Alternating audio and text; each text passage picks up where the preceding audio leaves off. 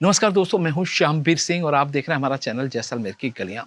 दोस्तों, आज मैं आपको अपने देश की कुछ ऐसी बातें बताने जा रहा हूं कि आप सुनेंगे तो हैरानी हो जाएगी आपको।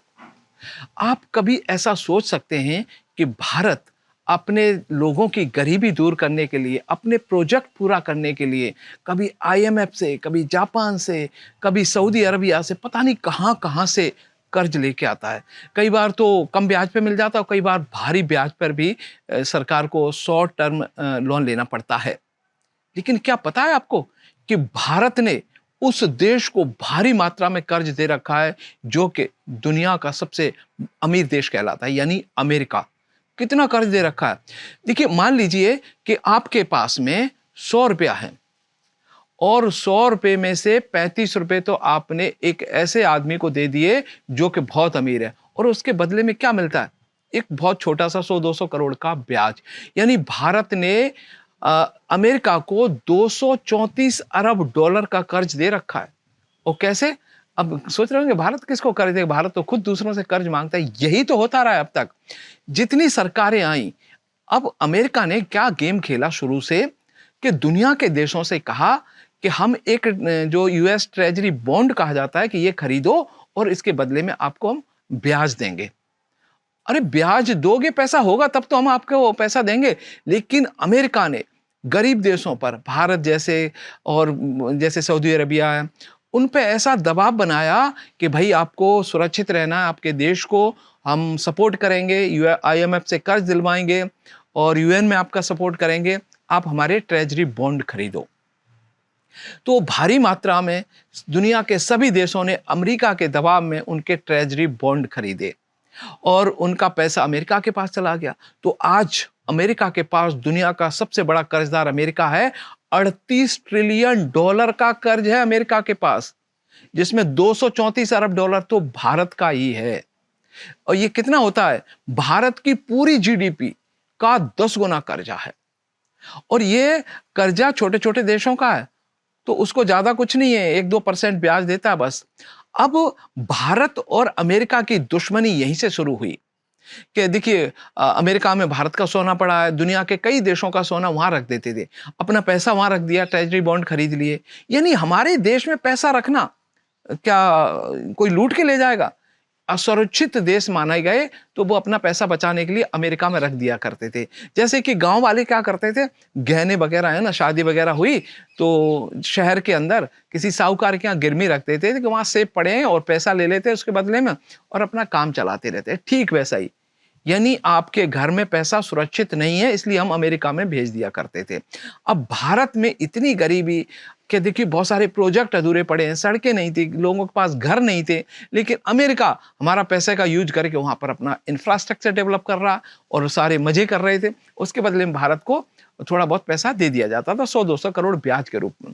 जैसे ही मोदी सरकार आई तो मोदी सरकार ने देखा कि हमारा पैसा कहां कहां पड़ा हुआ है, तो उसने हिसाब लगाया कि अमेरिका के पास तो हमारा अरबों खरबों रुपया पड़ा है।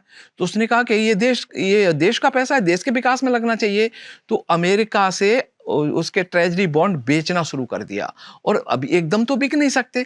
अभी 2025-26 में लगभग 21% ट्रेजरी बॉन्ड भारत ने बेच दिए हैं, उसके बदले अमेरिका से पैसा ले लिया है। और ये 20% कितना है? 4.5 लाख करोड़ रुपया भारत के पास आ गया है।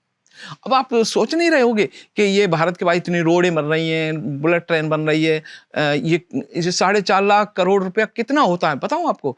जैसे अभी मुंबई से अहमदाबाद तक बुलेट ट्रेन बन रही है ना, 4.5 लाख करोड़ में ऐसे 4 या 5 कॉरिडोर बन सकते हैं। यानी भारत में मात्र 20% पैसा आया उससे, और पूरा पैसा आ जाए तो कितनी सड़कें, कितने घर, कितनी फैक्ट्रियां, क्या क्या नहीं हो सकता। तो इसी की लड़ाई ये शुरू हुई। अब मोदी सरकार ने वहां से अपना सोना मंगाना शुरू किया। स्वीडन में सोना पड़ा था, वहां पड़ा, उसको मंगाना, अपने देश में रिजर्व करना शुरू कर दिया कि हमारा देश सुरक्षित है, हमारा सोना कोई नहीं चोरी कर सकता और हम इतने ताकतवर हैं कि हम अपने सोने की, अपने पैसे की रक्षा कर सकते हैं। अब भारत ने जैसे ही सोना खरीदना शुरू किया, उसके ट्रेजरी बॉन्ड बेचने शुरू किए, तो देखा देखी चाइना ने भी बेचना शुरू कर दिया। चाइना के बाद दूसरा जापान, कोरिया, ये सारे देशों ने अमेरिका के ट्रेजरी बॉन्ड बेचना शुरू कर दी। अमेरिका इससे हिल गया और वो चाहता था कि हम मोदी को हटा करके हम ऐसी सरकार लाएं कि हमारे बॉन्ड बेचे नहीं बल्कि और खरीद ले। जैसे कि पहले मनमोहन सरकार हर साल कुछ न कुछ निवेश करती थी, उनके ट्रेजरी बॉन्ड खरीदती, यानी एक तरह से कहें कि अमेरिका को पैसा भेजती थी। हर सरकार ने ये काम किया, मोदी सरकार ने बिल्कुल भी ट्रेजरी बॉन्ड खरीदने बंद कर दिए। इसीलिए मोदी चाहता है कि हम अपना पैसा दुनिया भर के देशों में जो पड़ा है अपने देश में काम में आए। इतनी तेजी से जो विकास हो रहा है वो इसी कारण हो रहा है कि हमारा पैसा चारों तरफ फैला हुआ था, अब देश में आना शुरू हो गया है। अब भारत का जो गोल्ड रिजर्व है ना, कितना हो गया पता है आपको? टॉप 10 में 8वें नंबर पे दुनिया में आ गया है। अभी सबसे ज्यादा गोल्ड रिजर्व कितना है?